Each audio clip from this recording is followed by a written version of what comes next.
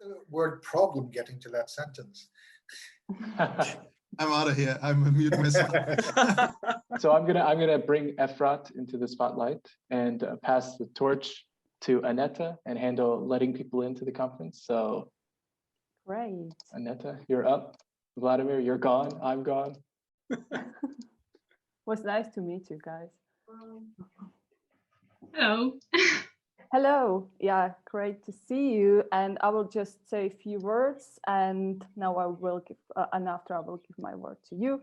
So again, hello everybody. It's almost 2 o'clock, or 2 o'clock is sharp. So it's my pleasure to welcome you again.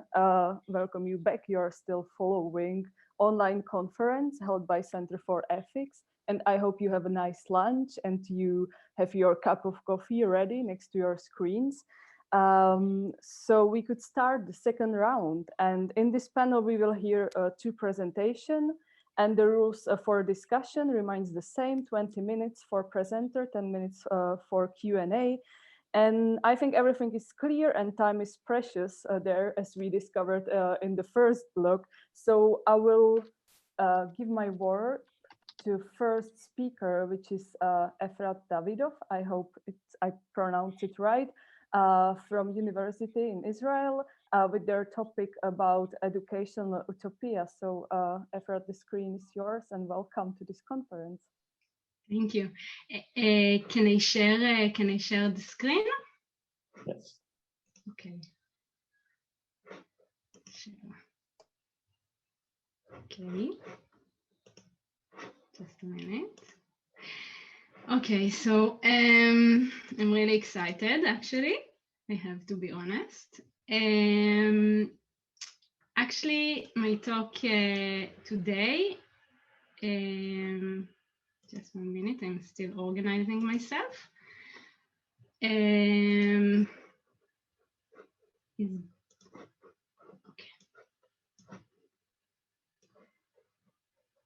My talk today is based on my master thesis, which I wrote in the program of History and Philosophy of Education at Tel Aviv University.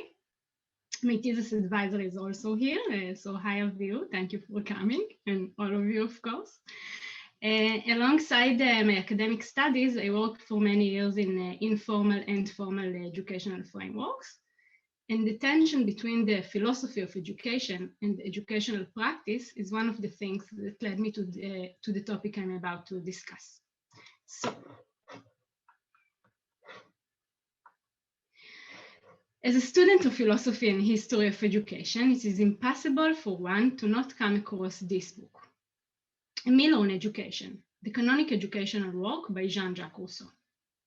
Alongside its captivating power, Emile is challenging piece, not only content-wise, but also form-wise. Emile is sometimes defined as Bildungsroman, or as a book of advice for parents, but it is actually neither. It is mostly accepted as a philosophical work. However, it does not present only abstract ideas, and is not written in a theoretical way characteristic of this philosophical discipline. Instead, Rousseau manifested these ideas in literature, fiction, and detailed description. He chose to invent an imaginary apprentice whom he could educate in a sterile way based on pure educational philosophical ideas. The unique shape of Emile, a fictional description of an ideal education, resembles the literary form of the Utopia. However, while the classic Utopia usually served the discipline of political philosophy, Emile focuses mainly on educational philosophy. The question of the form of Emile leads me to define it as educational utopia. Before taking a closer look at Emile and 2 other works I recognize to belong to this genre that have not yet received the research attention they deserve, I would like to make some distinctions considering the term utopia. We all know that utopia's literal meaning is nowhere, and that it was originally a title of More's book from the 16th century. However, since the term receives slightly different contemporary reference in different contexts, I find that the discussion tends to be sometimes ambiguous. examining the daily and academic uses of utopia raises three main distinct meanings with some family resemblance. Utopia is an adjective, usually with a negative orientation. Utopian, with negative orientation, that describe something desirable in which its essence contradicts its existence. This I call the daily use. Utopia is a set of ideas that stand in contrast to reality and aspires to radically change the existent order. This I call the aspirational use, or the utopian state of mind. Utopia is a literary philosophical genre, describing an alternative ideal society, criticizing the existent one, characterized by harmonious static nature, and contains some other characteristics derived from this form. This is the literary use. The primary relevant meaning in our context is the third.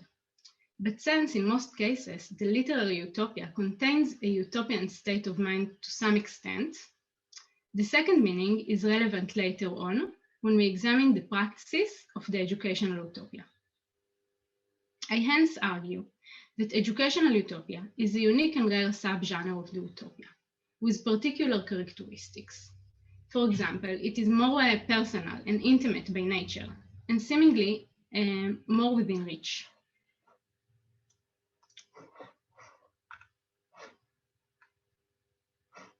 In light of this definition, I will examine three works. Emil, School of Life from 1906 by Janusz Korczak, and The Jewish People and its Youth from 1919 by Siegfried Bernfeld. Despite significant differences in each of their visions and contexts, these three are the most typical educational utopias I've found. They criticize the existent order regarding education in society and portray an ideal alternative educational framework by using fiction. First, I'll present each of their visions and focus on the literary aspects and the ideas each one contains, meaning the philosophical aspects. Then I'll analyze the connection between the utopia and the educational practice. I'll portray two distinct approaches represented by the view of two classic philosophers who wrote about the aspirational aspect of utopia, Engels and Buber. Finally, I'll compare the practical role the utopia fulfills within the prism of each of the three authors' biographies. Emil on Education is a long and complicated piece with diverse interpretations. Some scholars believe Rousseau laid the foundation for open and progressive education. Others think that the idea of education portrayed in this book is in fact manipulative mind control, with the perfect illusion of freedom. Emil's publication aroused a scandal across Europe. It was broadly boycotted, but this did not prevent it from becoming extremely popular. The book tells the story of Emile and his head educator, Jean-Jacques, Rousseau's fictional character. Jean-Jacques is an extremely committed educator. He dedicates his entire life, 24/7, to the craft of educational work from Emile's infancy until his maturity.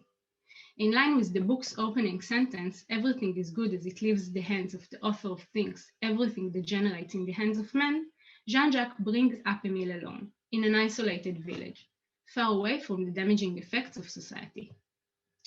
The book's general narrative focuses on Emile's growth throughout the different stages of his life and his relationship with Jean-Jacques. He grows up freely, learning from his own experience within the limits of the educational environment Jean-Jacques creates for him. This educational process aims to create a reasonable, balanced character, a self-sufficient person who would eventually also make a good citizen in the proper society, as Rousseau described it in The Social Contract. Janusz Korczak, born Henry Goldschmidt, was a Jewish-Polish physician, prolific writer, innovative progressive educator, and orphanage director for 3 decades. Even though he was a well-known personality in Europe at the time, It seems he is remembered mostly as an icon, and due to his martyrdom during the Holocaust, with his protege children in the Treblinka extermination camp. School of Life was written at the beginning of Korczak's educational path, when he worked as a counselor at a charity organization summer camp. Unlike Emile, School of Life referred in a conscious manner to the genre of utopia. At the beginning of the book, Korczak writes, "This is an imaginary story which describes an exemplary reformed school that serves the whole of humanity and not only the privileged wealthy class." Other than this sentence, the fiction in this book is hermetic. It is easily read as a real testament. On his deathbed, the old educator tells the story of himself as a young socialist man, Korczak's fictional character, who received a great sum of money by chance. He tours the world and sees how children were enslaved in factories, as we can see here in Louis Hines' photo, but also in schools. He decides to invest the funds to build a boarding school for poor children based on a philosophy of work, one that will genuinely emancipate them. The school is described as a miniature ideal equal society where children create, study, and work for their own money. Each chapter of the book focuses on a detailed description of the school's different sections, such as farm, workshop, laundry room, library, and even clinic and pawn shop, which serve the entire community. Korczak explains which abilities, skills, and knowledge each of them develops, meaning their potential educational value. As presented in the name of this essay story, his aim is to bridge the gap between school and life. Siegfried Bernfeld was an Austrian Jewish thinker, a psychoanalyst who worked with Freud, a pedagogue and a Zionist activist, especially in the field of youth movements. He worked with Gustav Wyneken, the famous theoretician of the German youth culture. When the Nazis rose to power, he immigrated to the United States, where he continued writing and working as a psychoanalyst. Like Korczak's Utopia, but unlike Rousseau's, Bernfeld's Utopia was written in this way out of a conscious choice and considering of the genre conventions. It refers not only to the literary movement of the socialist utopia,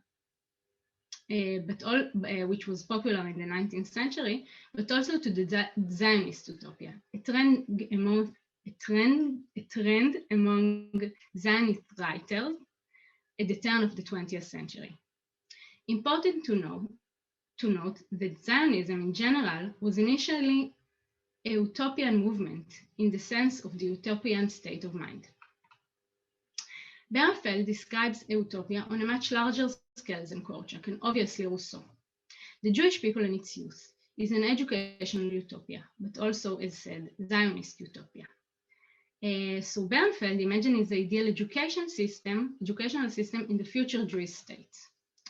Unlike Rousseau and Korczak, the book is not written in first-person narrative as the educator's story, but rather using a third-person narrative mode. The omniscient narrator and identity is unknown to the readers, but it is apparent that he identifies himself with the society he describes. The lack of concrete characters in this book might indicate Bernfeld's national collective state of mind. In the future Jewish state, portrayed by Bernfeld, mothers are carefully taken care of from pregnancy to emphasize the significant role of children in society. At the age of 4, children move away from their families to live in children's societies. Bernfeld refers to the family as we know it as a degenerate institute, which would change completely in the ideal Jewish state. He emphasized an autonomous and non-authorized youth society, referring to the youth as the cultural avant-garde. These three educational utopias, as said before, extend beyond the literary and philosophical sphere and seek to influence educational practice itself. In this way, they express the utopian aspiration, the utopian praxis. Some dimensions of the relationship between utopia and practice include the function the utopia aspires to fulfill, its actual historical influence, and author's personal biographical impact. I will focus on the third dimension, the personal impact, and examine each of the three utopias in the light of this prism. But first, let's hear what two of the most prominent philosophers who wrote about the subject had to say about the issue of the utopia as a praxis. The following very abbreviated approaches are taken from a broader discussion within a particular context. I'm taking the liberty to take from this discussion what is relevant to mine with a small personalized modification. In Socialism, Utopian and Scientific, Engels criticizes the concept of utopian socialism and distinguishes it from scientific socialism, the one he and Marx support. He argues that as much as the utopian socialist vision has been processed to a detailed plan, it is doomed to remain an illusionary vision that is only good for entertainment purposes. So even though the utopia has a revolutionary aspiration, it actually serves a reactionary role. In Utopia, Martin Buber answers Engels and Marx and presents a different and positive approach towards the concept of utopia. The utopian state of mind, he argues, is the wish and attempt to create here and now the space now possible for the thing for which we are striving so that it may come to fulfillment then. The utopian state of mind is a radical refusal to confirm the existent order and what provides the power in attempts to change it. Coming back to the three discussed educational utopia, I find that there is no single theory that captures all of their essences, but rather a spectrum on which we can place each one according to its actual impact. The utopia's unique shape can serve different purposes for its authors. Korczak's Utopia, which he wrote at the beginning of his long educational path, correspond with Buber's idea of utopia. For Korczak, the utopia was a platform to articulate his ideas and vision. It was a kind of personal life plan that he struggled to fulfill his entire life. The educational practices that Korczak implemented in the orphanage are clearly reflections of ideas he described in School of Life. Of course, many ideas do not cross the bridge between literature and practice, especially the peaceful and frictionless nature of the children's society described in the book. However, according to this interpretation, the utopia had a motivating impact for Korczak. For Rousseau, I find that this utopia has an entirely different personal impact. Not only that Rousseau never tried to fulfill his utopia by devoting his life to the craft of education, but that he had even abandoned his 5 biological children in orphanages. Some Rousseau scholars claim that this was a profound unresolved conflict in Rousseau's life. As we can also learn from Confessions, his autobiographical book. In this spirit, I interpret Rousseau's purpose for writing educational utopia not just to create an alternative education for the ideal just society, but also to attempt to create an alternative Rousseau, an alter ego that would bridge the gap between his ideas and action. The utopia, in a way, replaced reality itself, and using Engels' critique, eventually had a reactionary role by supporting stagnation rather than change. With Bernfeld, the situation is a bit more complicated. His utopia was oriented toward a nationwide and systematic function, and did not necessarily describe a personal practice. In this case, Bernfeld tried to realize this utopia by directly influencing educators who immigrated to Israel and took a central part in establishing the educational system in the state to come. He did this by teaching in educational seminars, publishing magazines, and exchanging letters. Bernfeld particularly influenced leading educators in the kibbutz, village-like collective society, communities. The vision he portrayed in his book indeed resembles the collective educational systems developed there later. As in Korczak's case, we can point to many ideas that did not cross the bridge between utopia and practice. However, this is a subject for an independent historical study.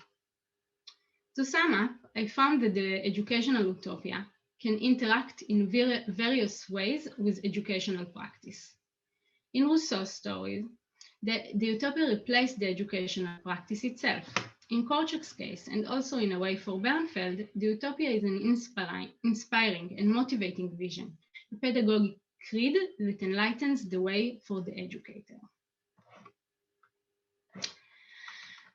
I believe that in order to create a real change in the world, one should refer to utopia only as a point of departure and not the final destination. Evaluating it reflectively in dialogue with reality and in accordance with daily practical work. The real world is full of complexities, uncertainties, personal cases and challenges. So even marvelous educational ideas do not guarantee unexpected results. Thank you. Thank you. It's a time for silent applause. And by this, I opened the chat for discussion. So please type your name into the chat. And thank you, Efrat, for this. And yeah, so no names left. So I will shoot with my question. I was thinking a lot about Rousseau and how you describe his book Emile, and I would like to ask why you, or at least as far as I understood, why you denied that this book is like advised for a parent, and you rather present this as an educational book, because for me education is strongly connected with the system. And Rousseau was kind of like an opposite to systematic education, right? That he was more leaning towards the nature and towards the development of the individual, but not the educational system as some coherent system as we know now. So this is my just a general question about educational as a system and educational how of Rousseau's vision. If you can say a few words about this. Of course, it's not systematic, and this is also why it's not really practical in any way. It is suggested in the book. I think that his purposes are not really to connect with nature. He has like very institutional eventually purposes in the utopia. I mean, of course, it's depends on the interpretation you follow, but I think he's like eventually his orientation is towards toward the state, and he thinks that this is the right education to create the good citizen. And I think it's like the question if it's an advice for parents, it's like you know, it's a question that exists. You know, I'm not. I mean, there were people in his time that try to follow his method, but of course that to follow it in a complete way, to follow exactly what he described, it's impossible. It's not something that anyone can do. But he himself had the discussions of whether it's like supposed to be like a model for people to follow, for educators or parents to follow, or is it like he discussed this subject later on, and he himself says it's not really, it's not, don't take it as a book of advice for parents, take it as a book for philosophical contemplatings. Yeah, Okay, thank you. And we have some names on the list. So first is Matti. Yeah, thanks for your paper. And I think there's some connections with my work as well. And I was just thinking that the concept of utopia and education is actually very interesting. But also, if we come up with the concept of utopia, isn't that kind of trying to fit children into certain systems of thought or into certain ways of being, which goes against their very nature of trying to develop in their own kind of natural ways or in their own ways of interacting with the world? So I guess the question is important about utopias in education, but in what form that it doesn't kind of try to create a model where children just fit into those models or something like that. I don't know if you have any thoughts on this.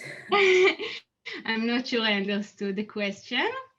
So if you can rephrase it. Maybe if I can try to, I think of utopia, when you think of utopia, it's about coming up with a system of ideas or coming up with a kind of a model, and you kind of sometimes it can lead to an imposition of that model on the education of children and trying to make children into try to fit them into that model of utopia, if you know what I mean.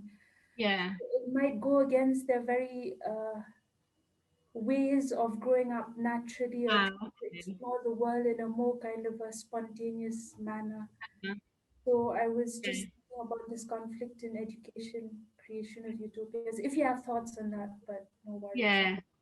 If I understood what you're saying, I think like the three utopias, their practices were kind of very progressive and like free and open, you can say, open education. But of course, it had some like assumptions on the what, like always in literal utopia, always there is an assumption of the like the human nature. So in education, so usually in literal utopias, the assumption, from what I observe at least, the assumption of the human nature that the human nature is good, and only if you give him the, if you'll give people the right conditions, they will cooperate, etc., etc. So like in the educational utopia, there is another assumption about children, that if you will leave children for the, like, give them to be, they will develop like curiosity, they would like to learn, even they will demand like this. You can see this in the three utopias, that even they will demand like the theoretical, to learn theoretical subjects. So in this way, it does have assumptions about like what should children be like, and this is part of the things that sometimes contradict reality or practice when you come to take it as a, try to fulfill it as a method. Does it answer? Yes, yes, yes. Thank you so much. And you're writing about moral development? Yes, but from the position of wrongdoing and shame and guilt. Okay. Thank you so much. Interesting. Okay, thank you for this discussion, and I will skip Philip, sorry, I will use my right, and we'll go straightforwardly to Eric's question. So please, Eric. Yeah, sure. Hopefully it should be a relatively quick one. I think, if I heard you right, you mentioned that Korczak was involved in the kibbutz movement. So I was just curious as to whether any of his educational ideas were realized in that context, like, because you were talking about praxis earlier, if any of his educational ideas were realized in the kibbutz movement. Yeah, so it's Bernfeld, not Korczak, Bernfeld. And yes, like there was a trial to follow his ideas in the educational frameworks. like the first school that were established in a kibbutz. It was one of the like Bernfeld's followers or students that established it. So in a way, I think it's like interesting. It's like, again, a subject for an independent historical research, but it will be very, very interesting, I think, to research how much Bernfeld really influenced the way the educational system developed in the kibbutz. But I mean, now in Israel is not very famous, is quite forgotten compared to other Zionist authors. Excellent, thank you. Okay, thanks. I think we have a couple of minutes for Philip's short question. I don't know if I can make this short. Yeah, I know too. So yeah, okay, I will try. Basically, okay, I tried to make it simple. Maybe I lose something about my question then. But anyway, what I found very interesting is basically the three different utopias that you presented.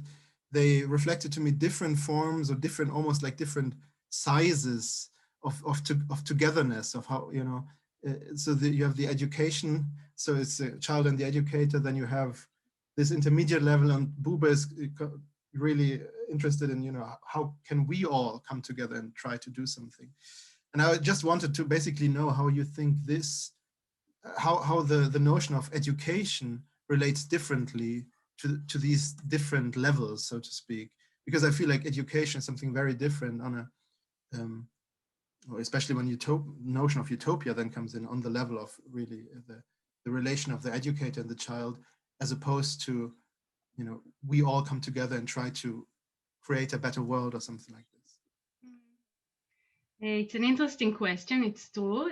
Like there is like the utopia of Rousseau. It's like actually like the community, the entire community is the entire educational community. It's like Rousseau and is like Jean-Jacques and Emile. This is the community, and then there is like Korczak's school, and then there is Bernfeld, which is he thought about systematic utopia. I think what is interesting, I thought about it when you were speaking, that like many times when people write Emile, when people read Emile, they see the dystopian aspects actually in what he described. And also I think that in Bernfeld's, in the systematic, many people will read it and they will say this is a dystopia, this is not an utopia. What is it to take people to take children from their homes and like to have this like kind of a Zionist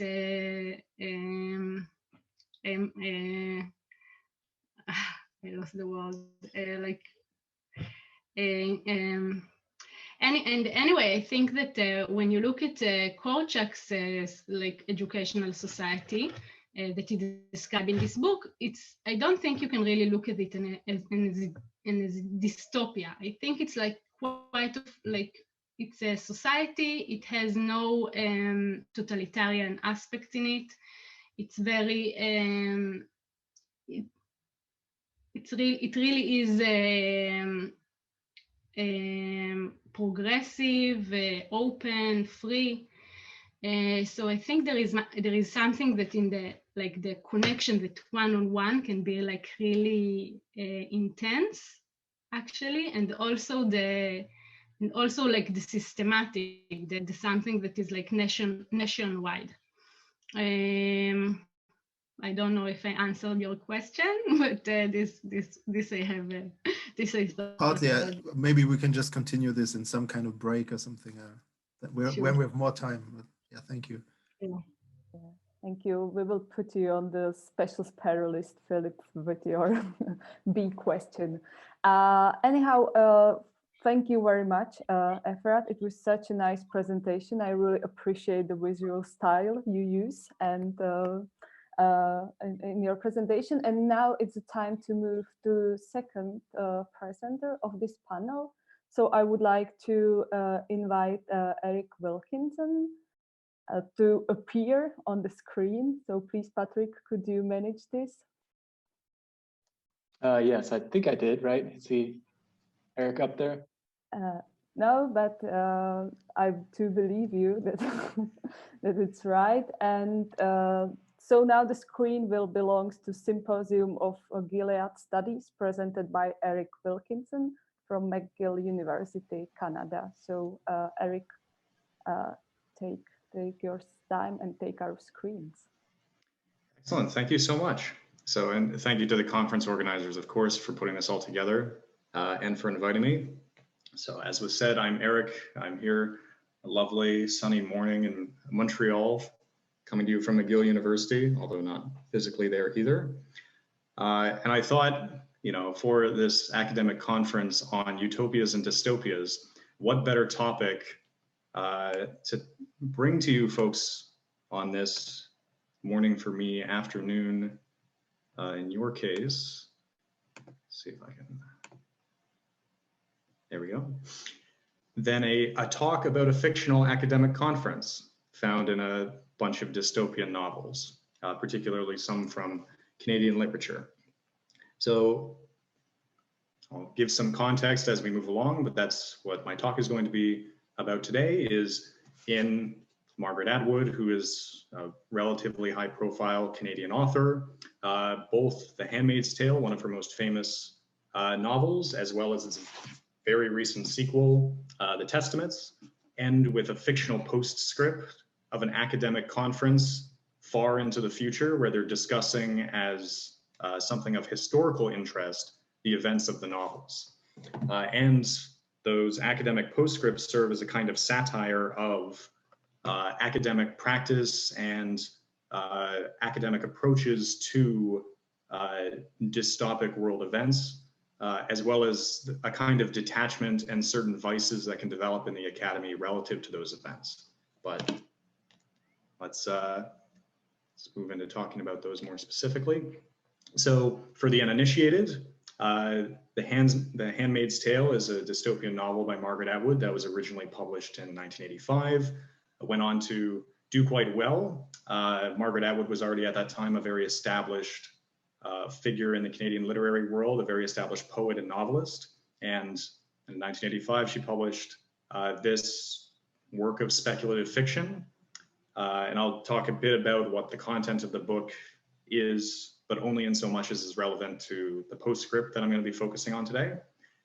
So the original novel was published in 1985, and just recently in 2019, a sequel, The Testaments, was published, which is set 15 years after the events of the first novel, which has also been relatively successful in its own right, winning the Booker Prize. The Handmaid's Tale, of course, won the Governor General's Award, which is Canada's highest honor for literary fiction. There's also nonfiction categories. And some of you may or may not be familiar, The Handmaid's Tale has been adapted various times into different mediums. Relatively, well, I say that because it was before I was born, I guess, but less known film in 1990, apparently very successful opera in the 2000s, and most recently, a seemingly fairly successful television series in 2017.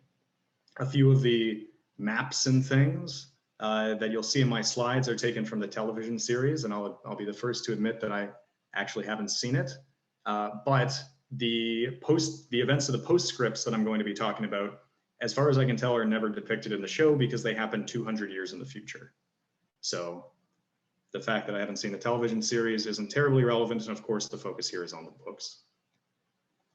So let's talk a little bit about the content of the books before moving to the postscript.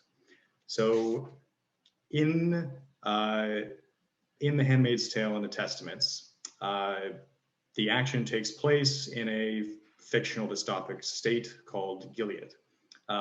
And forgive me, when reading these books, I would always think of it in my head as Gilead, which is evidently not how it's supposed to be pronounced, so Gilead. But effectively, Gilead is a theocratic totalitarian society that arose following a coup in the United States where the president was assassinated and a group of armed militia members stormed Congress, killing most elected officials. It's interesting because when Margaret Atwood wrote this in 1985, she drew most of the facts of the dystopian society from actual historical events, but she also described it as kind of deliberately and almost deliberately exaggerated in a way, in that she did not think herself like, oh, it's likely that or possible that such a thing could happen. And many reviewers at the time said, well, this seems a little extreme, and that was somewhat her intention. So it's kind of funny. She wrote a recent piece a few years ago for the New York Times where she commented on how some of the things depicted in the novel, particularly the possibility of the US Congress being stormed, have become in a very scary way more likely seeming, and actually, of course, happened earlier this year than they were when she was writing in the 80s. So I think that speaks to somewhat of the quality of the novels. But okay, so this coup occurs in what was the United States, and what is established is this quasi-Christian fundamentalist country that enforces very strict gender roles that prohibit women from reading, writing, owning property, handling money, or having control over their own lives. There are a lot of other aspects to this totalitarian regime, but what gets the most focus in these novels is the particularly patriarchal nature of these societies and the impact that it has on the lives of women, which are very tightly controlled. The Handmaid's Tale specifically follows a handmaid who is a woman who is conscripted to bear children for a member of the Gilead ruling class. That's probably sufficient description for our purposes today. And the Testament follows this up. And instead of following one figure, it follows three women who are caught up in a conspiracy in the literal sense to end Gilead, to bring down the Gilead state. The Testament's plot is a lot more complicated, and a lot of those details are not relevant to what we're going to be talking about today. But regardless, both really good novels, and I encourage you, if you ever have the opportunity, to take a look at them.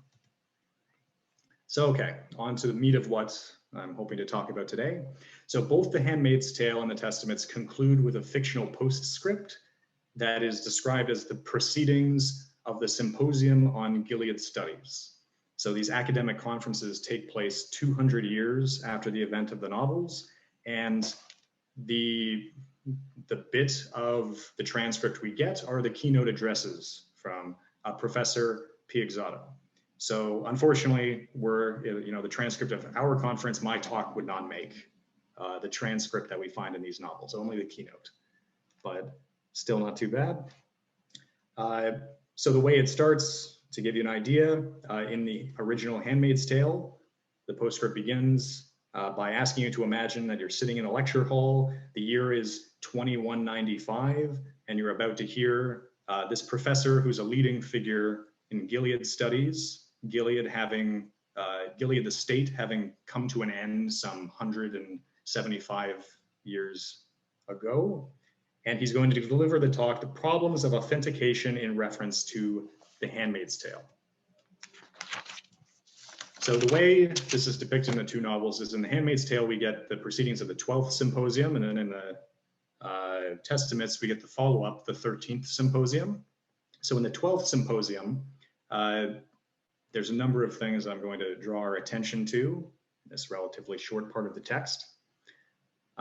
So the main content of the proceedings of his talk is an address on how the text of the novel, the fictional novel, was discovered, and he speculates on the legitimacy and accuracy, the authenticity of that text. So within the context of the fictional novel, the text of The Handmaid's Tale was found on a series of cassette tapes that were deliberately mislabeled to be hidden from the dystopic regime. And then they were found, almost 200 years later and transcribed. And that's how we got, the text of the novel that he's then talking about at this conference. So that's what's happening in the postscript. But what's most interesting are a lot of his asides or his comments that he makes along the way in the process of doing this. So he opens with a sexist joke at the expense of the conference organizer, who's a woman, who's a female professor, and then immediately goes on to say that the title that they decided to give to the text they had discovered is partly a reference to Chaucer, Canterbury Tales, but also based on a tasteless sexual pun. So after having read, 200-300 pages of women having all of their rights stripped away and being entirely oppressed within Gilead society, we're transported 200 years into the future, and we hear this detached intellectual making what he thinks are benign sexist jokes, despite the fact that the reader is primed to think, well, this is ridiculous. How does this man not understand the context and the nature of the things he's about to talk about, and what women had to experience, such that he would open his talk in such a way? And it's, I will say from a literary standpoint, it's not too heavy-handed. It's certainly for the 80s slipped in there as naturally as you can, just to show how insidious this kind of thing could be. Some other things worth noting from the 12th Symposium. So in trying to historicize and authenticate the text of The Handmaid's Tale, the immediacy and the personal nature of the narrative is dismissed. And he goes on at length that, well, this personal narrative that we read about this one handmaid can only be considered within the broad, moments of history of which the woman was a part. And he even says at one juncture that if he had the opportunity, he would trade this personal narrative that's very gripping for a couple of official documents that would have come from the heads of the regime. So I'll have more to say about that in a minute. And then the last, and the thing that I'll probably try to focus on the most in what time I have, is he states explicitly that we shouldn't judge Gilead because moral judgments are ultimately culturally relative. And the audience, gives great applause to this line. And I'll show it to you when we get a little further. But first, a few comments on the follow-up, the 13th Symposium. So the 13th Symposium is interesting because, first it starts with something that seems less than likely, which is the same keynote comes back the next year. But he returns as a speaker the next year, and of course he's playing the same role. He's discussing the authenticity of the texts that comprise the sequel novel. So these texts, there's actually 3 different texts in this case because there's 3 different protagonists and they're kind of stitched together. So a lot of the postscript is explaining where they came from and why they're being arranged in that way. The interesting thing about the 13th Symposium that's worth paying attention to is that it approaches women both within the text and within the postscript entirely differently. It opens with Piazzotto explicitly apologizing for the joke that he made at the beginning of the 12th Symposium and promising to do, well, not exactly promising to do better, but at least gesturing in that direction. And also his description of the historiography focuses entirely on the lives of the women who wrote the texts that he's trying to authenticate, which is completely different from The Handmaid's Tale, where the efforts at authentication are focused almost entirely on the male ruling figures that he's more interested in at the expense of the woman who actually wrote or recorded the text that he's purportedly analyzing. Now, part of this difference, both this tonal difference, is because the postscript in the Testaments has a very different literary role than the one in The Handmaid's Tale, which I'll mention quickly, even though it's not as philosophically relevant, which is that in the Testaments, the postscript actually contains the narrative and emotional conclusion of the novel, whereas in The Handmaid's Tale, it's filling in background information. In The Handmaid's Tale, the novel, you don't learn until the postscript how this dystopian society actually came about. Piazzotto explains that in retrospect from 200 years in the future. Whereas in the Testaments, the postscript actually tells you what happens to the characters in the Testaments after their story ends, which is something you don't get in The Handmaid's Tale.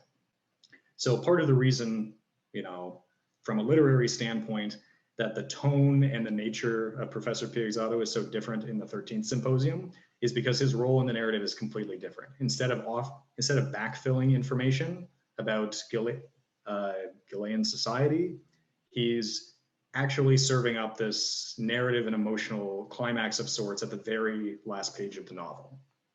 But that's mostly of literary interest. So this raises a number of interesting points. Before getting to the main one I want to talk about, albeit briefly, cultural relativism, there's a few about academic practice that are worth noting.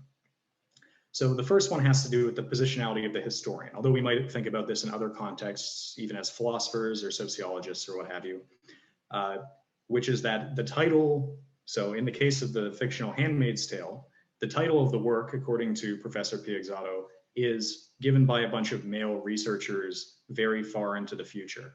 Despite the fact that the protagonist of the novel went to great personal lengths and sacrificed a great deal to record her story, she's still not the one who has the opportunity to frame it. In the same way, she didn't have the opportunity to frame her life or have control over it within the dystopic society. So this is perhaps obviously a comment on how part of our role as academics, especially if you happen to be a historian or you're dealing with figures in history or even contemporary ones, is we're often tasked with the responsibility of framing people's experiences.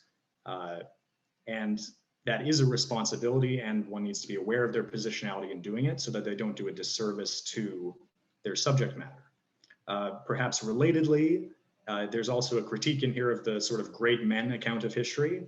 So he spends, especially in The Handmaid's Tale, most of the time trying to identify and catalog the acts of the really despicable male characters that we encountered in the novel, while completely dismissing the importance of the personal narratives of the subaltern, the oppressed, women and other groups that are discussed. And then finally, I've already talked about this briefly, the sequel drops some of this with Piegzato apologizing to the conference organizer and paying new attention to women's histories. So I think that's partly because of where hopefully in academia and society at large, some of these themes that Atwood baked into the original novel have come more to the fore.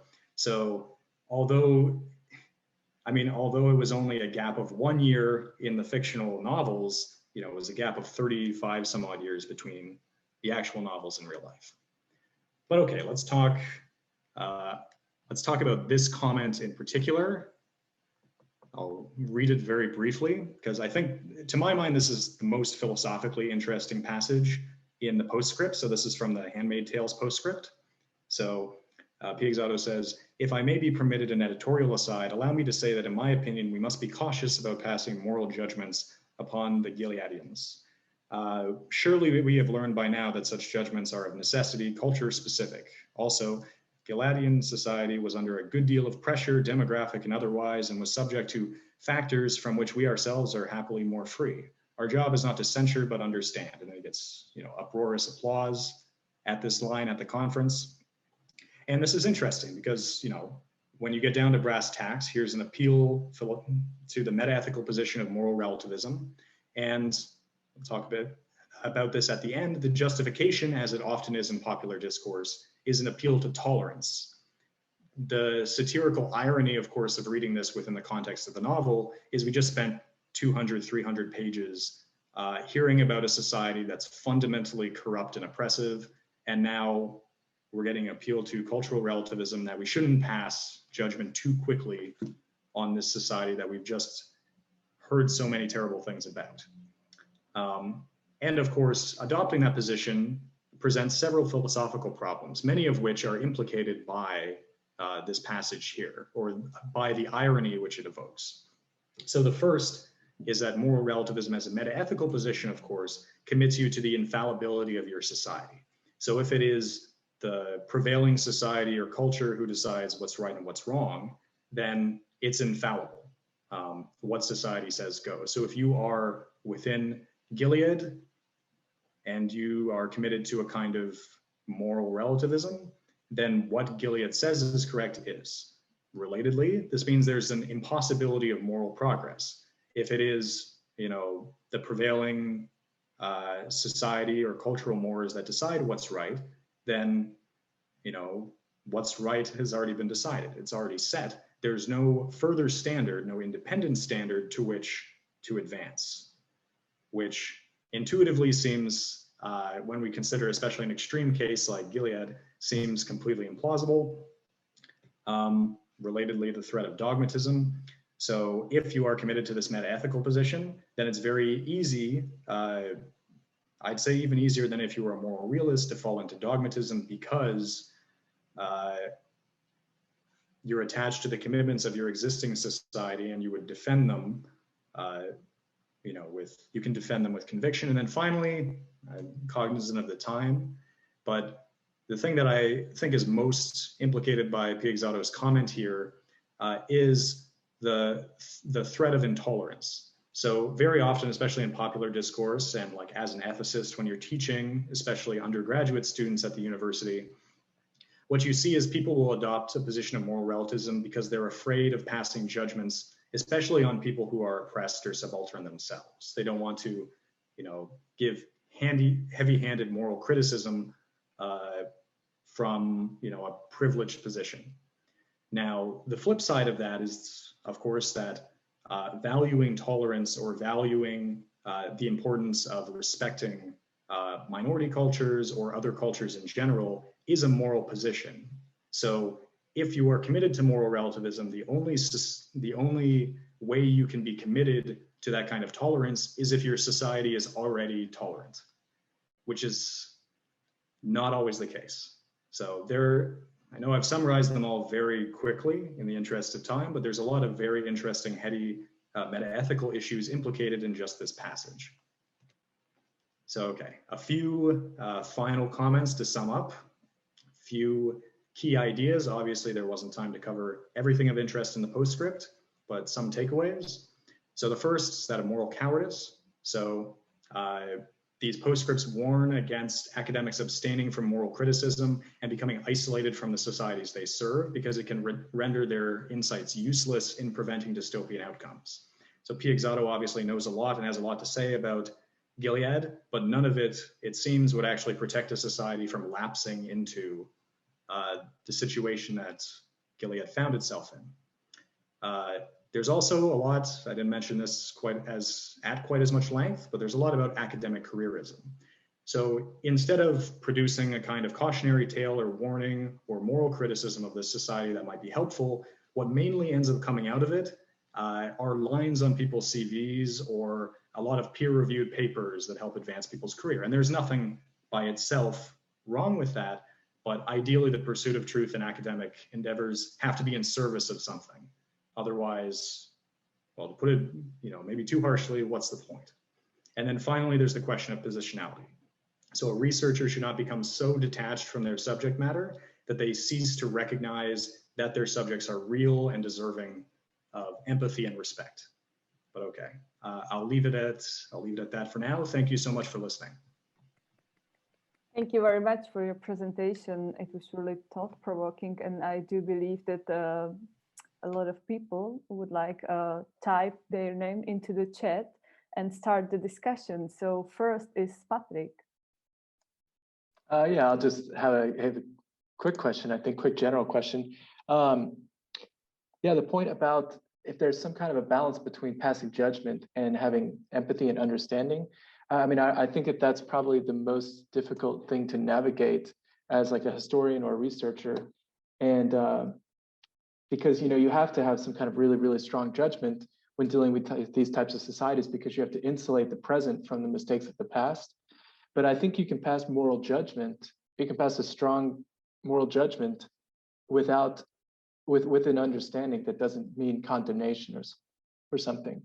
So none of us live in this fictional society, obviously, and we can still morally judge it and think of it as an extreme case of a society gone awry, while at the same time recognizing that there's still the capacity for forgiveness. So I just think that in an academic sense, it's possible that maybe a deeper understanding of the concept of forgiveness may bridge the gap between a harsh judgment and a kind of moral relativism that just doesn't judge strictly enough in a sense that it wouldn't prevent this kind of thing from happening again. That's such a general comment, and there's sort of a question in there, but I'm curious what you think about that.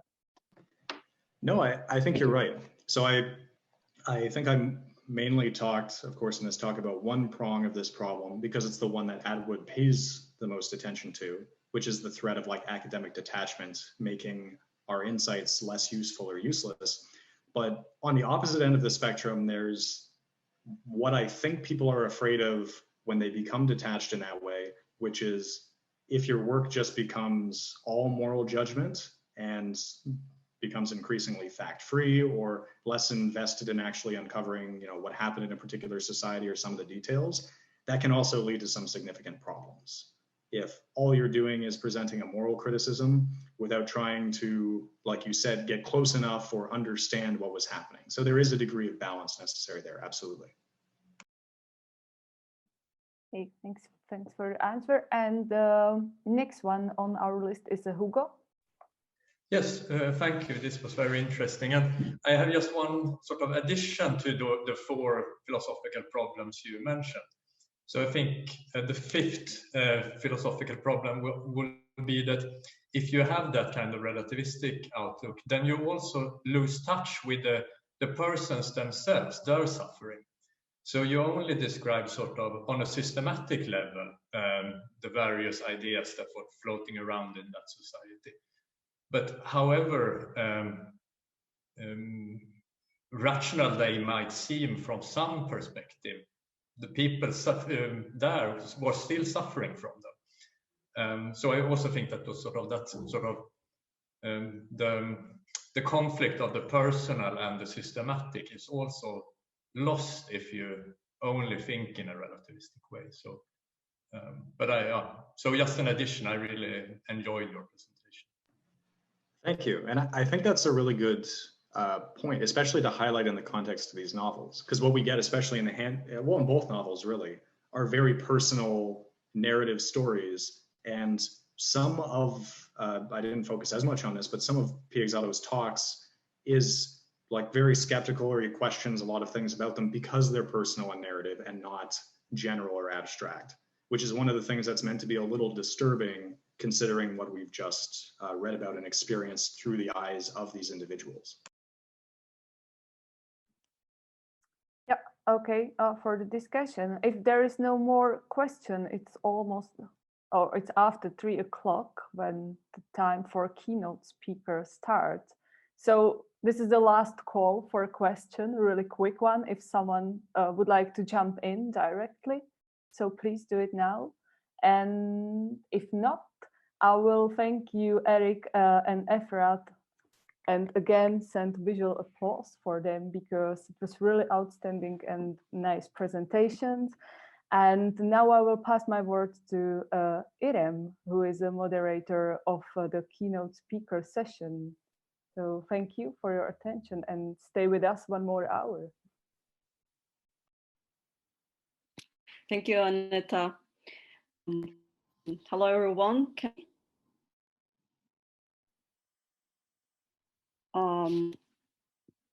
I cannot. Okay, great. So it is my great pleasure, Professor Sven-Olov Wallenstein, Södertörn University in Stockholm, numerous books in the field, including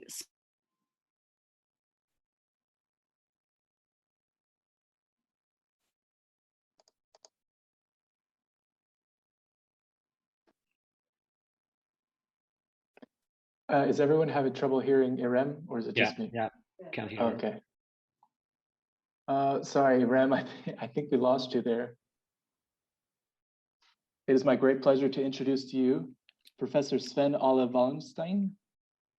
He is a professor of philosophy at Södertörn University in Stockholm and has published numerous books in his field, including Spacing Philosophy, Lyotard and the Idea of the Exhibition, Architecture, Critique, Ideology, Writing on Architecture and Theory, Madness, Religion, and the Limits of Reason, Foucault, Biopolitics and Governmentality, and on Edmund Husserl.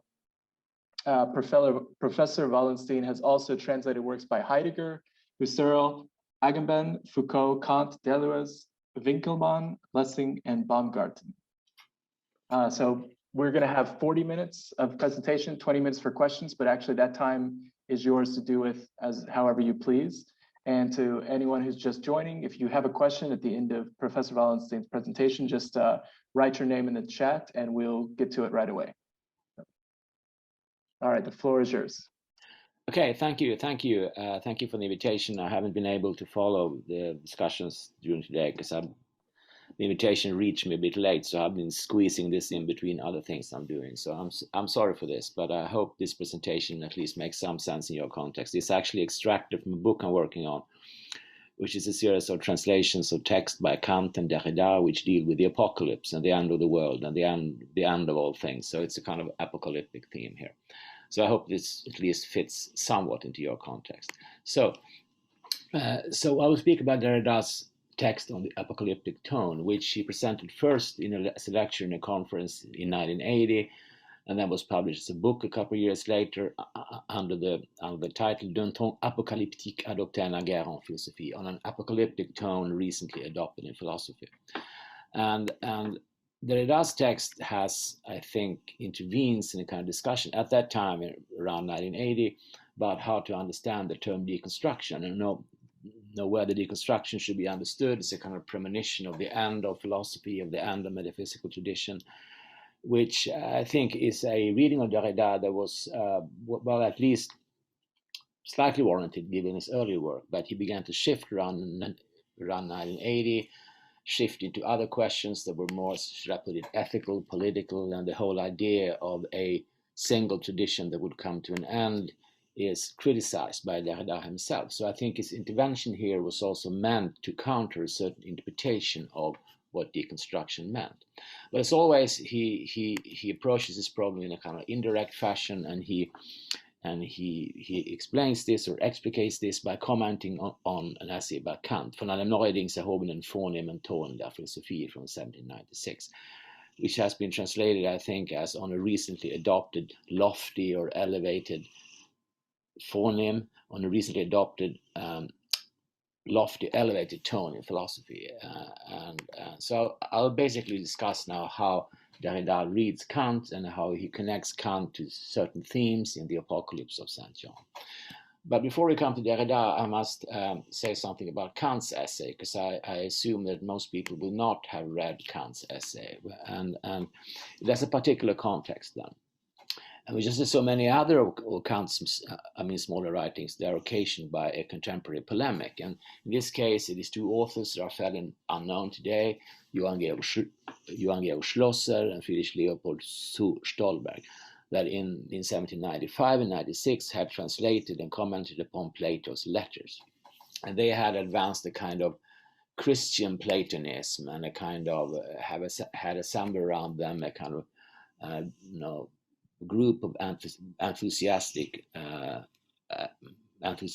disciples, and as Schlosser said, he wanted to form on a Platonic basis a kind of new dogmatism that would be the base of society, and dogmatism that had obvious feudal and reactionary moves. And the choice of translating Plato's letters,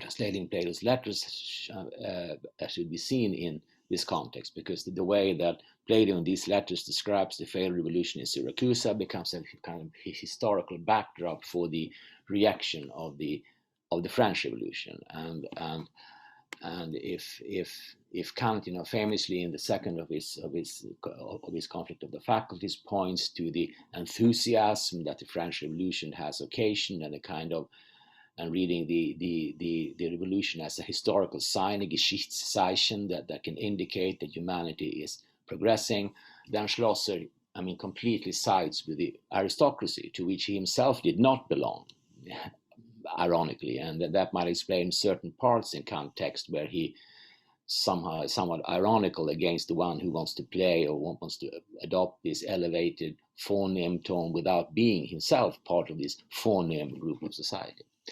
So there's a kind of political angle to this, and there's also another thing, another motive we can find in Plato's letter 7, and which is also addressed in Schlosser's commentaries. That is that philosophy is presumed to be a kind of esoteric knowledge that is only somehow meant for a kind of elite. For Kant, the opposite was true, and even though Kant himself has to make many concessions because of political censorship. You know, his writings were banned, and he was prohibited from lecturing on religion, and so there's a lot of personal context here. But still, I mean, for Kant, the idea of public space, what he calls the Öffentlichkeit. He's perhaps not the first to use that term, but he stresses the term Öffentlichkeit in the Critique of Pure Reason and his writings on the Enlightenment. Öffentlichkeit is the space where man can step out of his self-incurred immaturity, Unmündigkeit, and this public use of reason is directed towards a world of readers, eine Leserwelt, and it assumes that there is a maturing capacity for judgment. That means that all questions are on the table for discussion, and philosophy should not be preserved for a small elitist circle, which is then what Schlosser's interpretation of Plato's Letter 7 implies.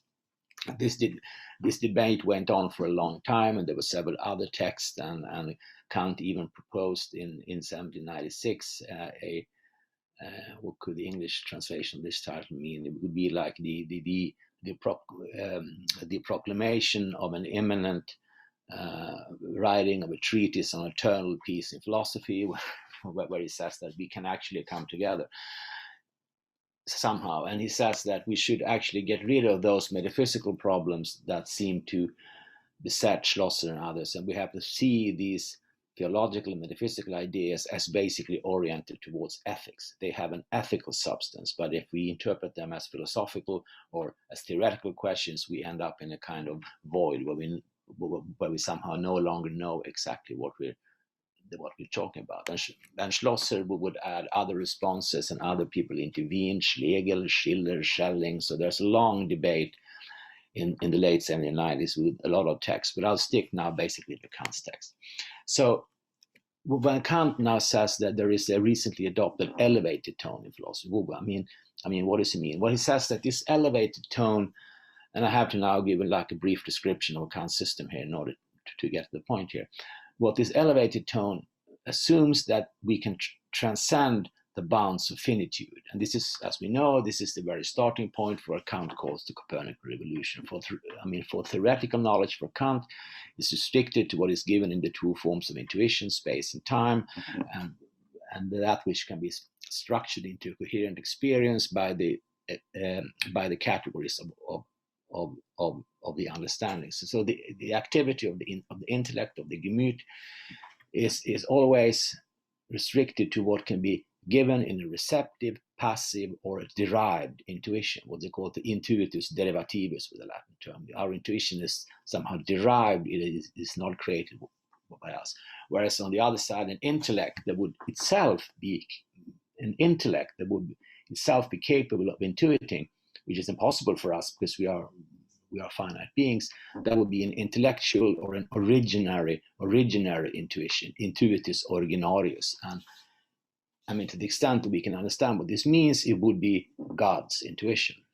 So earlier metaphysics and their speculations on God, on the immortality of the soul and freedom, etc., they all overstep this boundary. And for Kant, they are inconclusive, they are excessive, they go beyond, they go beyond the bounds of reason. They are überschwänglich in a way that makes the results impossible. They are a kind of schwärmerei. I don't know how to translate this term schwärmerei into English, but I know it has been translated as enthusiasm, which is unfortunately wrong, because enthusiasm for Kant is often a positive term. For instance, as I just mentioned, he speaks of the enthusiasmus that was occasioned by the French Revolution. So that's a positive term for it. So schwärmerei, I don't know if you know how to translate this. So this occasion is a kind of schwärmerei, which critical philosophy has as its task to stop. For Kant, what goes beyond the bounds of sensibility, as I said, has a practical meaning. So in that sense, the two first critiques, the critique of pure reason, the critique of practical reason, they have a kind of division of labor, and which seems clear cut. I mean, pure reason somehow deals with what we can know, practical reason deals with what we should do. So there's perhaps not a conflict, but a deep chasm between theoretical and practical reason. But at the same time, we are somehow always tempted to overstep these boundaries. There's a kind of dialectical appearance, or a dialectischer Schein, he says. I mean, the term shine is difficult to translate shine. There is a kind of dialectical appearance or shine, which this schwärmerische Vernunft gives reason to. And we cannot simply cancel that shine, because it belongs to the nature of human beings to seek the unconditioned.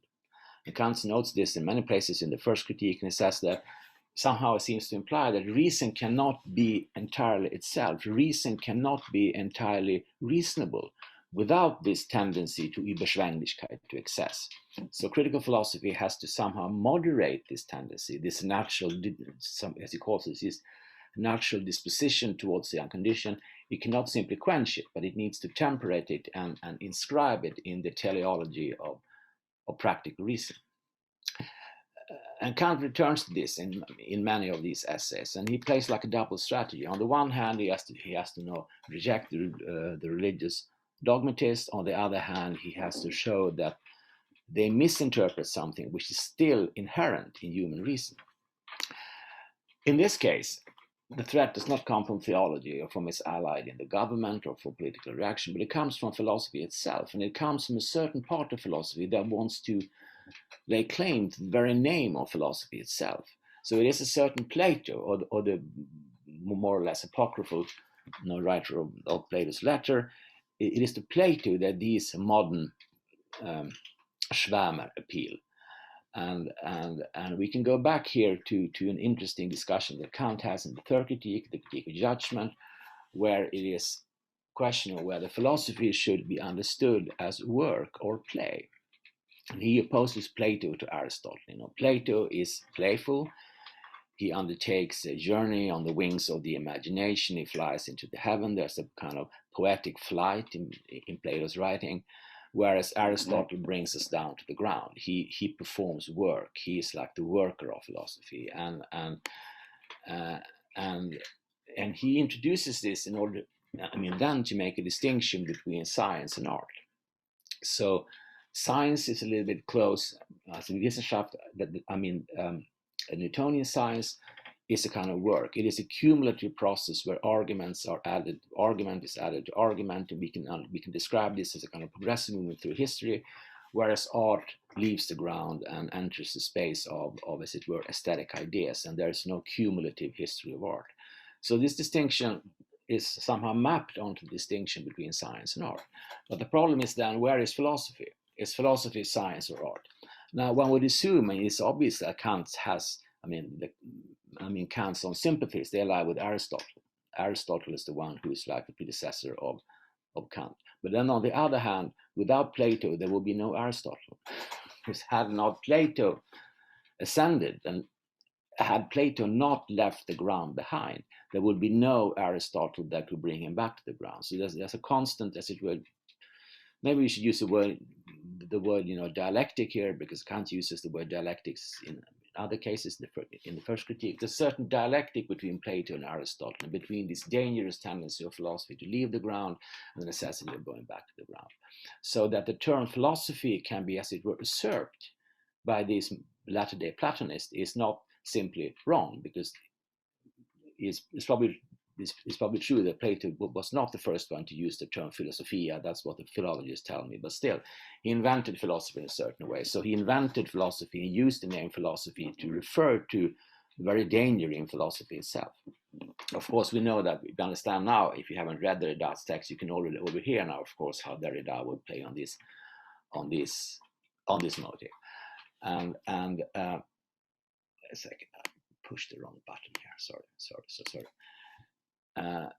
And Kant says, it is precisely because philosophy has a kind of discursive and conceptual character that it cannot assume to be into contact with the absolute. And this is what the contemporary mystical writers, he says, that they present this absolute in the form of the goddess Isis, and they believe that they can somehow not entirely remove the veils that cover Isis's body, but they can at least somehow see through the veil. They can somehow feel, they have an Ahnung, premonition of what the naked goddess would look like.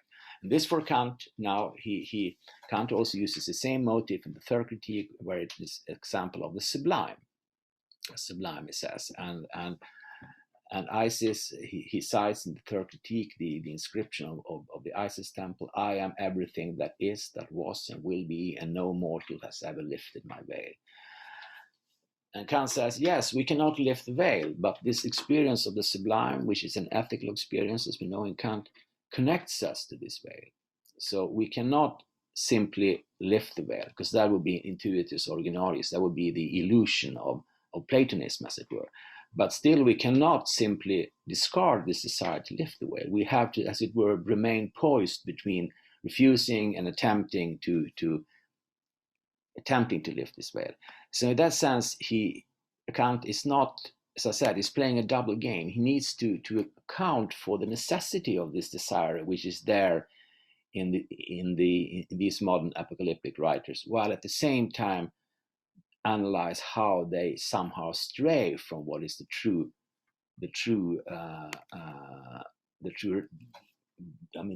task of philosophy. And just after this, or in fact at the same time, there was as we know, there was a different generation of philosophers, not Schlosser and not Stoltenberg, because no one reads them today, but it was precisely a new generation of philosophers that took this as their task, to go beyond this line, this boundary that Kant had drawn, not in order to somehow reject Kant, but in order to use Kant against himself. Ein Schritt über die kantische Grenzlinie hinaus, as Hölderlin writes in a famous letter from 1784 to Neufer. We have to take a step beyond this Kantian boundary. And in this case of Hölderlin, he says that this can only be taken if we somehow read together the Critique of Judgment by Kant, the third critique, and Plato's Phaedrus. And so if we somehow think the idea of beauty or aesthetics, or the sublime aesthetic, we can use this as a way to step beyond the Kantian boundary. And Kant prepared us for this by writing the third critique, but he stepped back. He stepped back from this intuition, and he would never allow the aesthetic ideas to have a constitutive relation to experience, only perhaps a regulative relation to experience. But what the romantics and the idealists wanted was precisely to take this step beyond the Kantian line. So they're doing the same thing that is, today not known Schlosser and Stoltenberg actually did, and had Kant read Hölderlin and Schelling and Fichte, he would probably attack them. But now we attack writers that we no longer read today. But you can obviously see now that this debate also has, it's not just simply a weird debate with some weird writers in Kant's time, but it actually engages the very sense of philosophy as it was being transformed by the early idealists and romantics at precisely the same time that Kant was writing this essay. So when Derrida then picks up Kant's question, and this is almost like 200 years after the first wave of reception of Kant's critiques.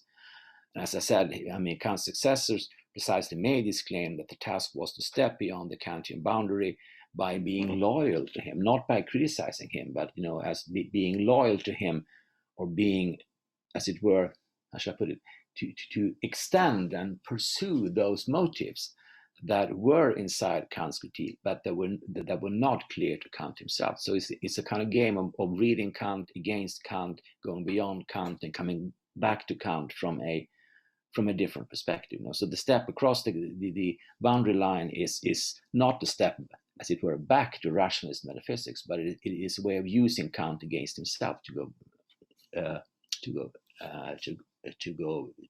go beyond it. So when Derrida picks up this question, it's 200 years, of course, after Kant. We are in a really different situation.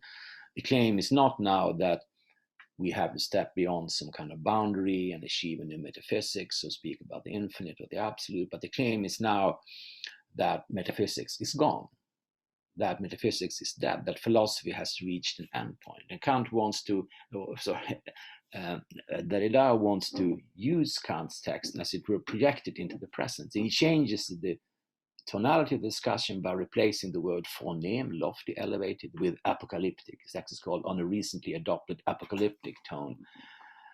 And the word apocalypse does not appear in Kant's text, but but it does so in many other texts from the period, which Derrida, strangely enough, does not refer to. You can look at the text like The End of All Things, Das Ende aller Dinge, that was written roughly at the same time, where Kant explicitly discusses the idea of the end and of the apocalypse. Derrida doesn't refer to this. But I think the immediate context of Derrida's use of the term apocalyptic is the kind of multitude of stories about the end that had begun to flourish at the time, and that often took his text as a point of departure, and they wanted to see how deconstruction in Derrida's version of it, or Derrida's deconstruction, picked up and transforms themes from Heidegger. And Derrida now enters into this discussion in a kind of complex way. I'm not entirely sure that I'm reading him in the correct fashion here, but I think this is at least one way of reading him. So he wants to distance himself from the Heideggerian talk of eschatology. And the word eschatology, eschatologie, appears in several of Heidegger's texts, for instance, Der Spruch des Anaximander from 46. And eschatology for Heidegger means that the history of being, as it were, the historical transformations of metaphysics as it emerged in Plato and reaches us in the present, have, as it were, reached an end. The metaphysics has emptied itself out, eschatology. And that meant for Heidegger that we need to somehow think through the tradition and step outside of the metaphysical tradition. There's a very famous essay by Heidegger, late essay called Das Ende der Philosophie und die Aufgabe des Denkens, the end of philosophy and the task of thinking. And that text shows that the end of philosophy is the task of thinking, in the sense that to think through the end of philosophy means also already to begin this task of a new thought. So philosophy and thought, Philosophie und Denken, is the opposition that Heidegger sets up in his later text. We need to think through the end, beyond the end, in the name of a thought, a kind of thought that would leave metaphysics to itself. We would step out of philosophy and begin to think in a new way. And we know that Derrida from the start opposed this idea. He wouldn't speak of an end. He spoke of a closure. Already in this early text in the 60s, he would use the term closure, clôture, in the sense that he wanted to say that there is no possibility of stepping outside of metaphysics, because the outside and the inside are, as it were, folded into each other. We can never reach a position that would be outside of philosophy. We are inevitably locked inside the tradition. We have to think the end, but we should not imagine that we are able to step out of it. And Derrida would say, and he says this occasionally in those early texts, that the very idea of stepping out of metaphysics is precisely what is metaphysical. I mean, the idea of ending philosophy and beginning anew is, at least since Descartes, the initial gesture in discourse and method, it is one of the constitutive features in modernity, that there is another philosophy beyond the tradition, which is what philosophy should be, but not yet really is. So there's a kind of temporal division here. You can find it in Kant too, when Kant says that philosophy has to reach the security of the allure of the Wissenschaft, den sicheren Gang in Wissenschaft. It's the same gesture as Descartes. We leave traditional philosophy behind and finally become a science. And Hegel will find the same thing in a different sense. And for Derrida, this is not something that, for Derrida, this is in fact metaphysics. Metaphysics is the idea of stepping beyond metaphysics in order to reach true metaphysics. And this is why he writes in a highly convoluted sentence in one of his first great books, Of Grammatology, de la Grammatologie, from 1967. This is now my awkward translation. He writes there, thinking, and we can hear Heidegger here as a denken, thinking versus philosophy. We have to start thinking and stop philosophizing. That's Heidegger's idea. And Derrida writes, and I think this precisely pinpoints this temporal fold. Thinking, he says, thinking is what we already know that we have not yet begun to do. We always already know that we have not yet begun to think. This is my translation, this is French. Penser, c'est ce que nous avons déjà n'avoir pas encore commencé à faire. So in that sense, he places us at that precise threshold, A little bit like Kant. I mean, he senses the affinity with Kant. We have to be at the threshold. We cannot imagine that we can step over the threshold, and yet we cannot refrain from placing ourselves at the threshold. In other cases, in the same book, De la Grammatologie, in fact, on the same page, he says that the future can only be thought in the form of an absolute danger, and that's obviously a more metaphysical tone. So, I mean, I think the idea that we are at the end of philosophy in a kind of simplistic way, we should not describe them to Derrida's work from the 60s, but a lot of people did that, I think. So he was aligned with Heidegger, even though he had all these, as it were, cautionary gestures in the early work. He was aligned with Heidegger and read as he was, somehow prophesizing the end of philosophy. And in 1980, where he presents this first lecture, when that then became the book a couple of years later. In fact, this conference was dedicated to Derrida. It was called Les fins de l'homme, the ends of man. I mean, so you see that then it was a question of humanism and anthropology, but you can also say les fins de la philosophie, the ends of philosophy. And I think at this point, Derrida also wanted to take another step back from these Heideggerian claims about the end of philosophy. And this is that philosophy would be one, that there would be one tradition, I mean, one unity that would be somehow principally possible to survey and determine on the starting point of certain problems. There are certain problems that define philosophy, and this is why if we locate those problems, we can somehow see the unity of the tradition. I think that was there in Derrida's early work. Not the idea of an end of philosophy, perhaps, but that there was a kind of founding or foundational problems. We know what he calls the metaphysics of presence, the presence versus absence, writing versus speech, différence, espacement, trace, all these terms.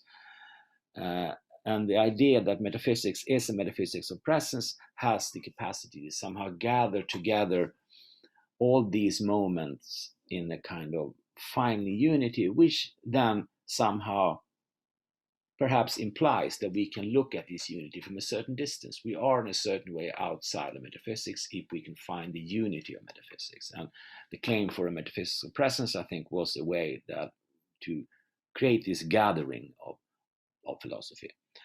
And I think now in 1980, this is not just the argument that the about the closure, that we cannot go over the threshold, but it's rather that this tradition has always been many traditions. It is a tradition in plural.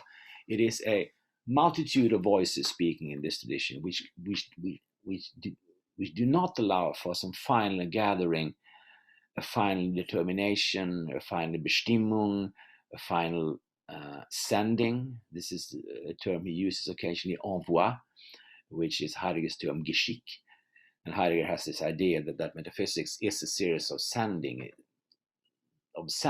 It is sent to us as an address that comes from the past, and it reaches us in this form of the gathering. And obviously, you probably know that Derrida wrote this book, La Carte Postale, the postcard, where he was playing on this, and metaphysics like a series of postcards that are sent from various people in various places in various times, and they get lost and they crisscross and they disperse, and there is no final gathering of all the postcards, of all the envoi, of all the Geschick that Heidegger would say. So, but still there is this other side. We cannot simply reject this gathering. I mean, the tradition is plural, obviously, and Heidegger was wrong in thinking it as this kind of complete unity from Plato to the present, and perhaps Derrida is exerting some kind of self-critique here. And still, we cannot simply just go for pluralism, because every thought of philosophy has somehow to think a unity. And we have to respect the desire for unity while also respecting the reality of multiplicity. So if apocalypse was earlier thought as a kind of final appearing of something, a showing forth of that which had hitherto been hidden, a parousia, as the term is. I mean, if ousia is the one of the Greek terms for presence or substance of being in Aristotle and Plato as well. If ousia is one of the first names for being in Greek philosophy, then the parousia, the coming, the being with us, Parousia is always a term from the New Testament, that Christ will be with us at the end of time, parousia. Then parousia would somehow realize or actualize what was there initially in ousia. And perhaps you can say in Derrida that he would analyze this as a kind of desire for parousia that can neither be rejected nor satisfied.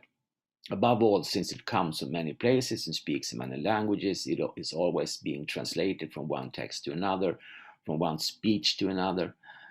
And interesting enough, this being translated, or this citationality of it, citationality, I say it in English, this citationality is a structure that Derrida locates, and that's, I think, one of the key moves here. This is something he locates in the very structure of apocalyptic discourse as such, and he comments on the apocalypse of Saint John, and he draws on a very interesting and very complex and debatable translation project by André Chouraki, whose attempt was to find hidden Hebrew text or even Aramaic text under the Greek text of the apocalypse, and translate this invisible text that no one has seen back into Greek, and then translate this transformed Greek back into French. So the whole thing was to say that the apocalypse is always spoken from a position which we cannot locate. We have to translate hidden subtext in order to understand what John was saying in the apocalypse. And this is something that uses. He says that if we look at the text of the apocalypse, we can see that it is always spoken from many places, from many positionalities, as the word was used before me here, it's probably in a very different sense. There are many positions from these apocalyptic discourse emerges, and there does suggest that the apocalyptic mode of speech is a mode of speech and address that always encrypts its sender.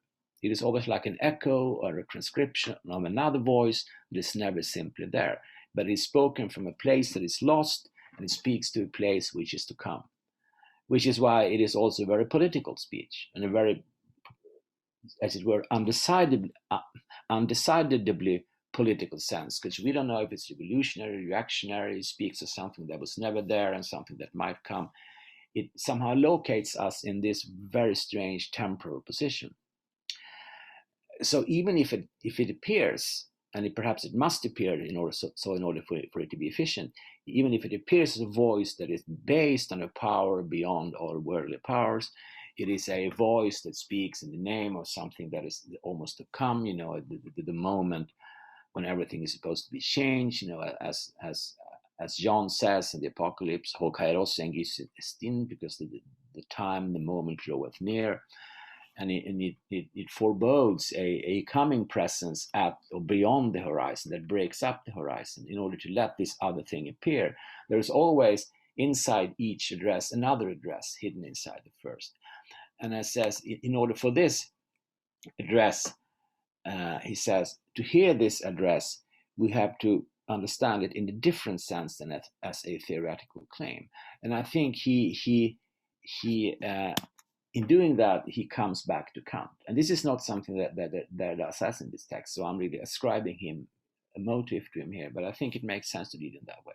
So what does this other voice say? It doesn't say anything determined. It doesn't say this is the truth, this is what God looks like, this is how the world will end. It doesn't say the truth, or not even one truth about anything or anyone. It only says, come, viens. Viens, in the second person singular, viens, like you come. It is an opening towards the absence of the other, which is there in all apocalyptic discourses, and in its desire to finally see something, to be there, to reach the destination. But this address, viens, come, it is a welcoming of this desire as a kind of openness to the other. This is not the apocalypse as a specific content. And if you read Derrida's text, you will see how he locates this viens, this come in very many textual instances in Apocalypse of St. John in the Greek text. This is not apocalypse as a specific content, but it is a way of listening to the plurality of voices and messages that is contained in it. And it is a form of ethic. It is a form of archie ethic, I would say. It is a form of ethics that does not yet contain any kind of particular prescription, doesn't contain any kind of command, be this, be there, act like this, etc. But it is a way of thinking religion without any kind of professional ties. So this come, it is addressed to its, how shall I put it? If we look at Kant, if you look at the reading of Kant that was being developed by many French philosophers at this time, at the same time by Emmanuel Levinas, implicitly, specifically by Jean-François Lyotard and Jean-Luc Nancy and others, they were looking to Kant's practical philosophy, not in the sense that we would debate is Kant compatible with utilitarianism or not, and etc., etc. Not how we can use the the moral law to as a universalizable structure, if that's possible or not, but rather to see how this categorical imperative addresses us. And this is in the form of respect, of Achtung. So instead of an imperative that implies universality as a form of, in a kind of form of legal or legality, form of Gesetzmäßigkeit, this points to the way in which the imperative addresses us as a command that is not yet rationalized. It is like a limit for anything that will be rationalizable, without for that reason being anything irrational. It is an imperative that is enclosed in all kinds of address, that traverses language and binds the speakers to each other before there is any specific any specific content. So it's a kind of invitation or address, viens. But to whom is it directed? Does it want to see this other? You should appear in phenomenality, in space and time. I think, no, I think it doesn't speak to a you that will be identifiable, that will be presentable. It's not a philosophy of dialogue in the sense of Buber, not at all. It does not claim that this other should, must, muss, sollen appear, but it directs to something that is absent in the form of a coming, le avenir, that is the to come in Derrida. It is a future that is not a coming present, but another order of futurity, which intersects with linear time at any moment. It comes, and this is Derrida quote, he said, it comes from a place beyond being. Beyond being. And we know, of course, that Plato said that the idea of the good is beyond being.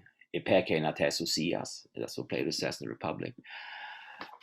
So in a certain sense, you could say that Derrida is almost introducing the kind of premonition or mystic illumination that Kant would reject specifically. But as I say, it's not entirely incompatible with Kant.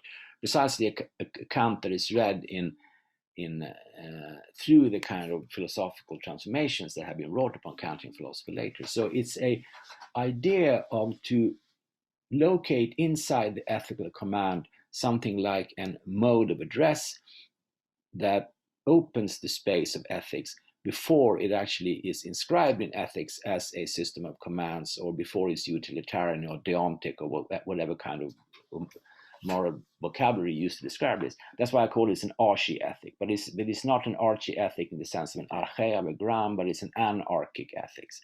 And I think Derrida here comes very close to Levinas. I think he doesn't refer to Levinas at all in this text, but if you read it carefully, I think you find many motives that would be really compatible, not perhaps with Totalité Infinie, but with what Levinas says in Autrement qu'être au-delà du sens, the later main works. So this is something that Derrida in the Apocalypse, he wrests the apocalypse free from any kind of claim about the end of the world or the coming of Christ or the coming of God or an infinite event or something like that. He says the apocalypse is located here and now in each moment when we are addressed by something that we do not know what it is, but it calls upon us to be attentive, and this will be then not the foundation, but the opening towards ethics in any specific sense, in any specific ethic theory. So ethical theories would be a way to rationalize and systematize that experience, which is apocalyptic and which gets lost. It gets lost when we transcribe it and turn it into an ethical system, but no ethical system can exist without this impetus that is then lost as soon as it becomes a system. Okay, so that was 40 minutes extracted from a very long text. I was trying to pick up some motives. So there are a lot of stuff you can say about Kant in the context here, but that would take a long time. But I think this is at least one reading of Derrida's text, and what makes this text important for us today, but also if you want to see Derrida's own trajectory, how it signals a kind of change in his own work that I think occurred around 1980. So that was it. Thank you. Thank you. I can't hear you. Your applauses are silent. It was a thunderous applause. I could hear it, definitely. So I'm just going to moderate because Irem's still having a little trouble with the internet, and but I think we'll just give it a second, and all these names will show up in the chat box for questions. In the meantime, I could just start with a question that's maybe pretty general, and just see what you think. It's kind of a half comment, half question.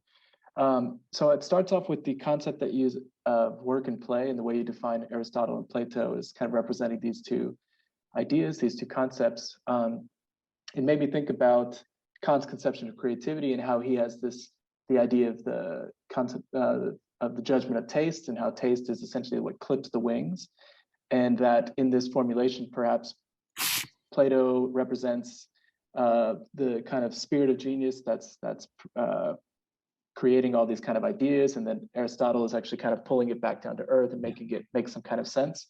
But then I actually thought that the idea that there was sense making at the core, and that it was rooted in like the work, let's say, of Aristotle. I wonder if that is maybe incorrect, in the sense that it kind of assumes then that there's definitely this underlying truth that can't be undermined in any way, and that if you work in this particular form, then that's actually creating something foundational, and everything that's happening up here with Plato is just kind of the play of the imagination. It doesn't really get us anywhere.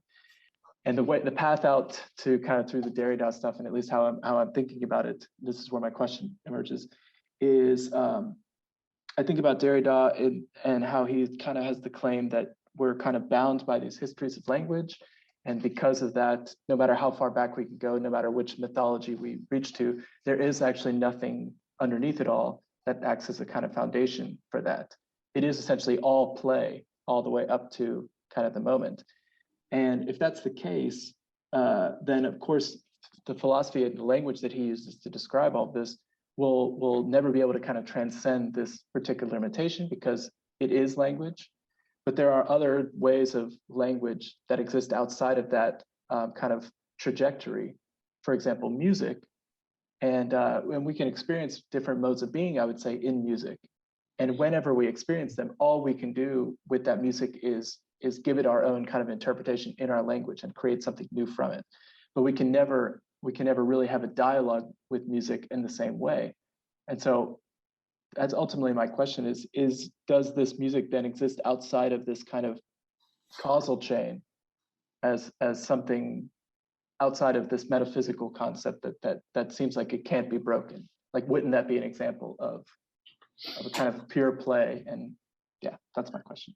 Thank you. Okay, I mean, Derrida doesn't write a lot about music, as far as I know. You would have to ask Adorno about that, but Adorno would definitely say that, well, music is part of philosophy, and the idea that music would be somehow outside of this is Adorno, and we should discuss Adorno perhaps, but he would say that this is a conception of music that is perhaps wrong, because music is also implicated in concept, just because also concepts are also musical. So I mean that would be, I don't know if that's my position. I don't Derrida doesn't say anything about that, but I mean, there's a lot of music in concepts and a lot of concepts in music. So in that sense, I don't think, if Derrida would answer that question, he would say that the idea of music as being somehow outside is not wrong. It's wrong, because when he speaks about language, I mean, he never rarely speaks about language in that sense, and then that everything is language and there is no extra reference, and there's no, the famous quote, there's nothing outside the text. I mean, he's not saying that everything is text in the empirical sense, or that everything is language, that the physical world is somehow unreachable because of language, because the being as such is structured in a way, in such a way that there is no ultimate ground for our ways of grasping it. And this you can call a text, the architext, he says famously in De la Grammatologie, because he conceives of text as a system of delays and differences, spacings and traces. And that's what it means with the text. It doesn't refer to an empirical text. So in that sense, yes, there is nothing outside of language, but language is also outside of itself. The idea of a prison house of language, Frederick Jameson's famous book, I think it's not what Derrida is saying, because if we could not reach reality because of language, it would mean that we would be somehow inside language. And if we were inside language, the temptation is, of course, there to break out of language. But language is not something that we're inside. We're made up of language and types of discourse and addresses, and that doesn't form a unity. So in that sense, he says famously in one of his first books, Le Bal Phénomène, there has never been any perception. This is almost at the end when he's writing about Husserl. Of course, if you take that at face value, he seems like a crazy person. Of course, that's a perception. Here's a book. I see it. Hegel's Familias Geistes. I have a perception of that book. How can you deny that? He's just crazy. But what he means there is that obviously we perceive things all the time, but the status given to perception, now in Husserl, for instance, when he's reading Husserl, the status given to perception is actually undermined by Husserl's own accounts and description of how perception works. So in that sense, there are always perceptions, continually, of course, but there has never been a perception of that order that Husserl needs in order to give perception the place it has in his philosophy. So he says one has to read the letter of Husserl's text against the spirit. Because the spirit of Husserl is to say, there is something like structure of perception that somehow is the foundation for knowledge. But when we look at Husserl's descriptions of perception, we see that he pries this perception open all the time. There is no perception in that sense, which does not mean that we don't perceive things all the time. So in that sense, I think one should be cautious about speaking about language, because sometimes there appears as and there are texts when I think he steps over that line, he's not being cautious enough. But as if we were inside language, it becomes a kind of idealist, a kind of linguistic idealism that we cannot reach the real world. But this is not what he's saying. I don't think so. So music would already be implied in the inside. Okay. So I'm sorry, it's a long answer, but no, thank you very much. It's a lot for me to think about too. Thank you. And up next is Irem. She's going to give it a try. So can you hear me now? Yep. Okay, great. Finally. So thank you very much for the presentation. It was really inspiring. And so now you presented a view that's going from Kant to Derrida. And what if we project from Derrida back to Kant? And what does Derrida's other say about Kant? Or like, how can we find a Derridian other in Kant that cannot be inscribed under the discourse of universality, or that's beyond or maybe preceding an other that's only synthesized by the reason, or that's an other that precedes any ethical attitudes? Yeah, but I think that this is only implicit in this text. So I was ascribing this. He doesn't argue this, but I think you can find other texts, roughly from the same time, where he's discussing precisely the structure of respect, Achtung, in Kant's Second Critique, on the basis of reading of Kafka's, For dem Gesetz, before the law, this short text. There are several texts where he discusses Kant and the categorical imperative and the law and the moral law in those terms.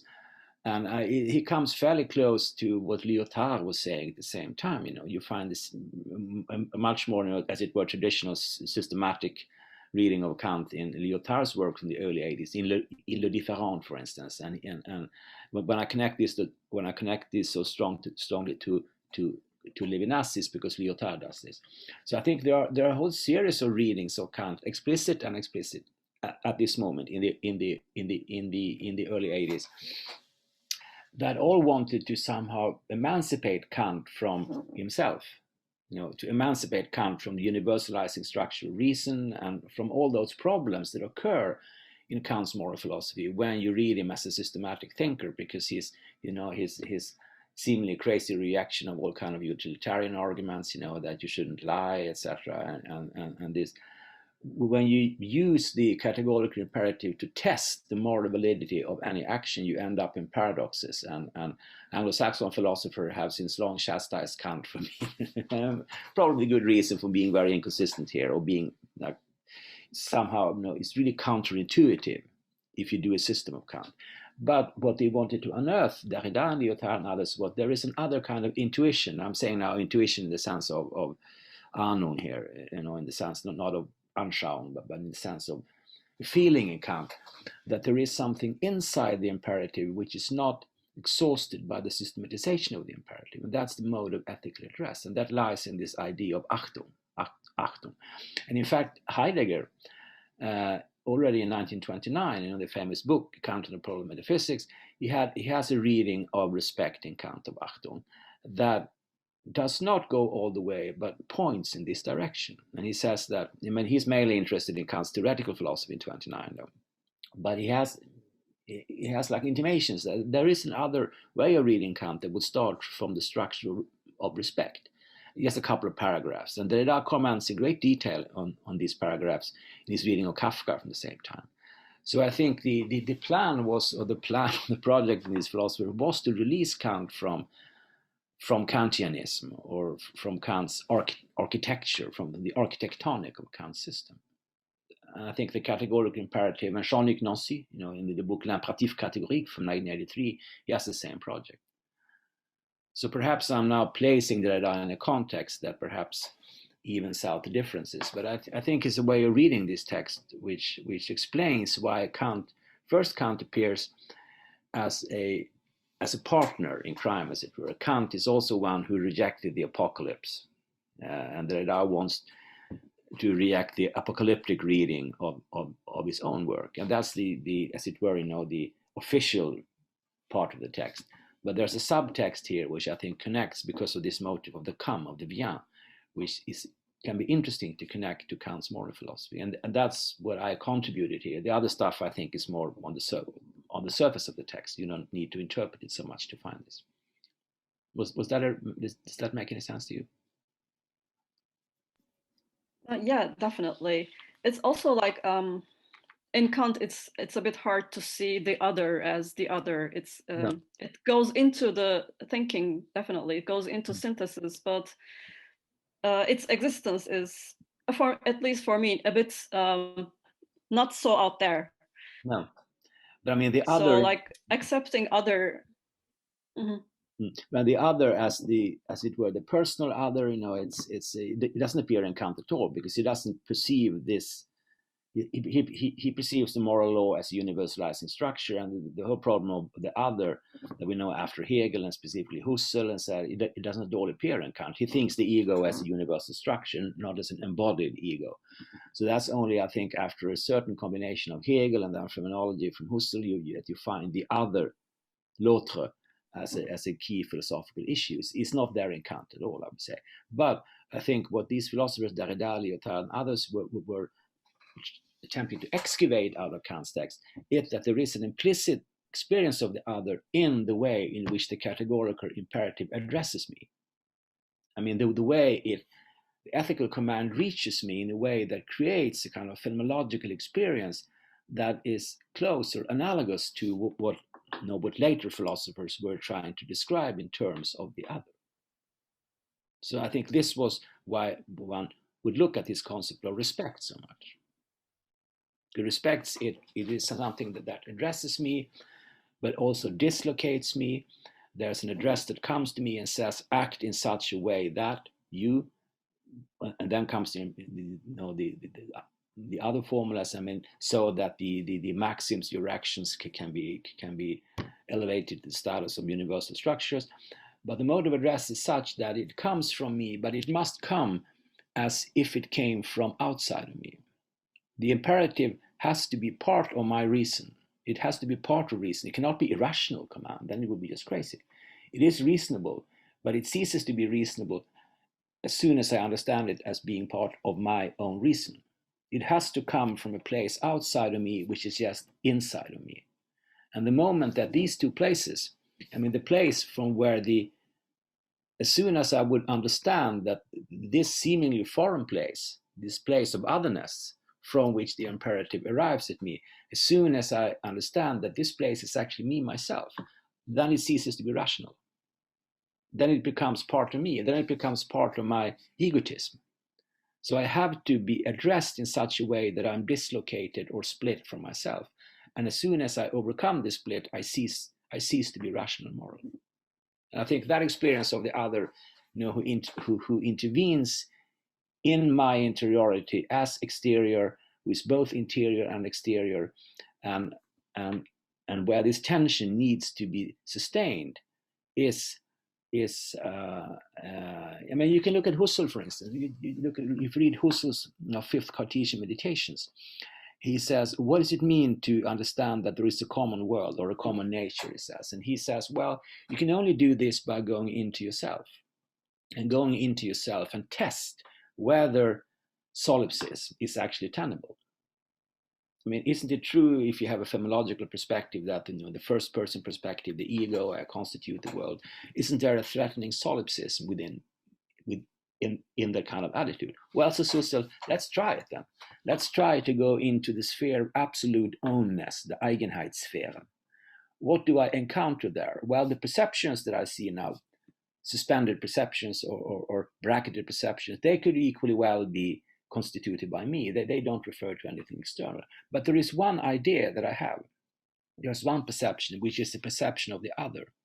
And I can look at the other as an object. I can turn him or her around and open the body and look at the other as a kind of physical, as a körper, as a physical body. And nothing happens.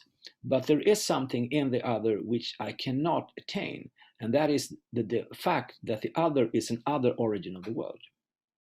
So there appears, like a physical object, like a book, it has a appresentation, and it has appresentations. I mean, I cannot look at the book from all sides, so I can turn it around and finally I can synthesize and have a full experience of this book. But I can turn the other around and upside down as much as I want, but I can never reach the otherness of the other. So the other appears in me as an absence. There is an absence of me that is absolutely impossible to overcome. So the presence of the other is his absence in me. And through this absence, I understand that there is a common world, because it is not only me that exists, there exist others. And in the point of intersection between the other and the other of the other, there emerges something like a common nature, eine gemeinsame Natur, Husserl says. So it is actually the absence of the other's presence in me as an absence, and the impossibility of transforming that absence into a presence that proves to me that there is an external world, and that we share this world as an intersubjective structure. So I think, specifically for Derrida, who worked on these problems a lot, I think it is this idea that he can project back into Kant's sense of respect, of this impossibility of bridging the gap between the mode of address and the way what I am. It is this that for Husserl was a theoretical problem, but for Derrida also becomes kind of non-foundational foundation for ethics.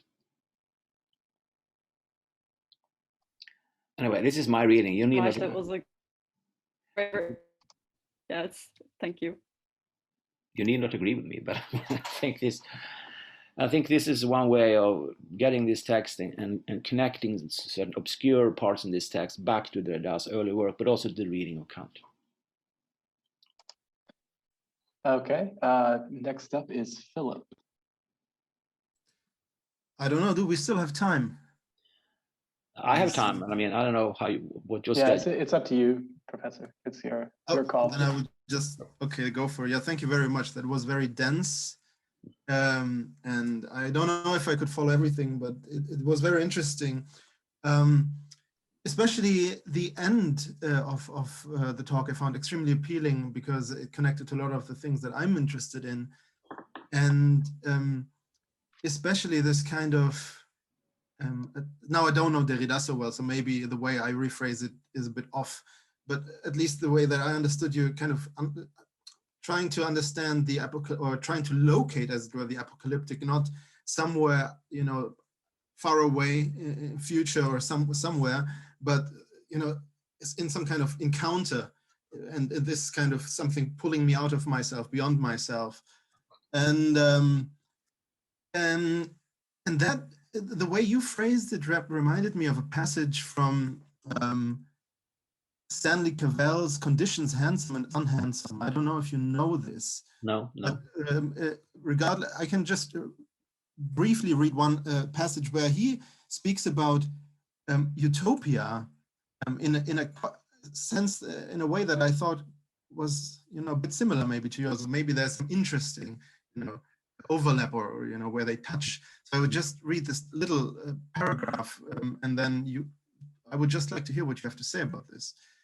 So Cavell basically quotes, is a lengthy quote of Kant, where he talks about, you know, Kant trying to, or Kant talking about the incentive of pure reasons. How can there be such a thing? How can we think such a thing? And then Cavell comments on this like this. It says, it sounds as if Kant is confusing, or rather somehow identifying, an incentive of pure reason, with which reason could provide the will, with an incentive to reason, an interest with which the will could provide reason.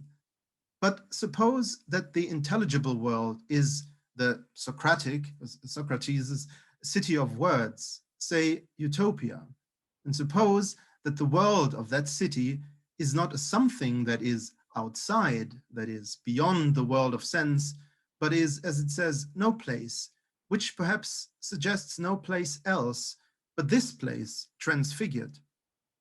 And then he, a bit further, a few lines below, he says, the incentive to the world, I think, is the world.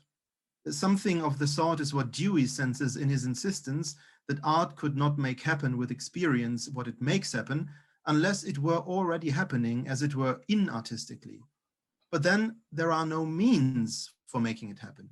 You cannot bring a utopia about, nor can you hope for it. You can only enter it. So I felt like, so now I'm talking again.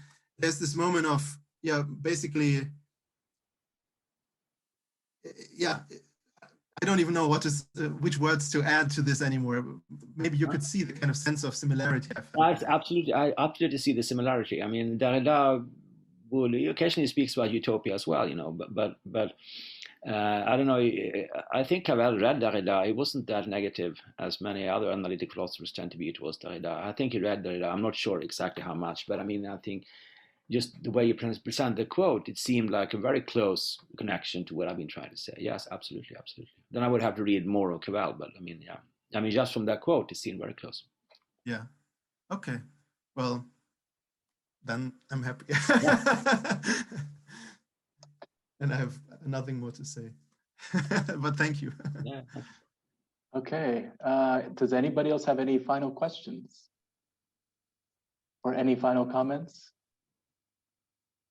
Okay, well, I guess we can say thank you very much to Professor Wallenstein. Thank you for inviting me. Thank you so much to the first presenters, all the presenters today. This is the end of our first day of the Utopia conference. And tomorrow we'll be back at the same time, same link. And I hope that, I hope we will see you all there again. So thank you guys very much and have a good rest of your evening. Okay. Thank you. Bye-bye. Thank you very much, everyone. Bye-bye.